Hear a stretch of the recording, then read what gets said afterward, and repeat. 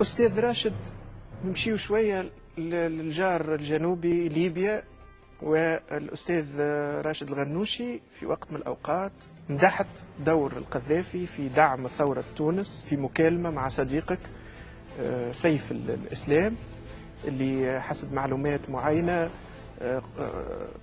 كنت تلتقيه في لندن أحيانا، وكان يدعم فيكم ويساندكم، ومن أجلكم قاطع بن علي 6 سنوات لأنه حب يتوسط وما خليش بخاطره بن علي، ما نفذلوش الوساطة نتاعو.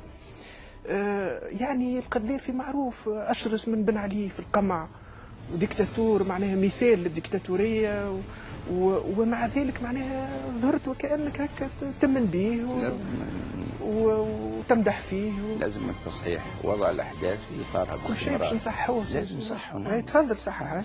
اما هذا معروف ومنشور في جرايد كبيرة. أولا سيف الإسلام الآن تكشف الوثائق أنه كانت له علاقات عميقة مع النظام التونسي، ما كانش في قطيعة. ثانيا هذا التصريح جاء دفاعا عن الثورة التونسية، وذلك أن العقيد القذافي صرح تصريحا يعرفه الجميع عندما نجحت الثورة التونسية ضد الثورة. قال بأن التونسيين أخطأوا في إزاحتهم لبن علي، وأصلح حاكم لهم هو بن علي.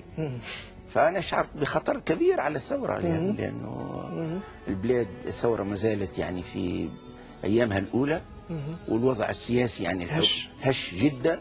فإذا كان حاكم مجاور وعنده إمكانيات هائلة يصرح بمثل هذا، ماذا يعني هذا؟ يولي خطر، يعني أنه ممكن فلول بن علي كلها يقع إيواؤها إلى ليبيا، ويقع تسليحها وتدمير الثورة التونسية، وهي لا تزال هشة أو إرباكها على الأقل.